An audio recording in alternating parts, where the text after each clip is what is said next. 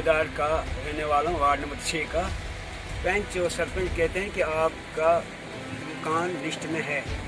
मुझे 3 साल से पता नहीं चला वो कौन सी लिस्ट में है। मैं गरीब आदमी, मजदूर आदमी हूँ, अपने बाल बच्चों को चोरी करके पालता हूँ। मेरा मकान जो है बिल्कुल कच्चा है। मुझे फिक्र है कि किसी टाइम मकान गिर ना सके। यहाँ पर मकान PMAY मकान सबको मिल रहे हैं, मगर मुझे नहीं मिला। मेरी वीडियो साहब से अपील है, मुझे भी PMAY के तहत मकान दिया जाए।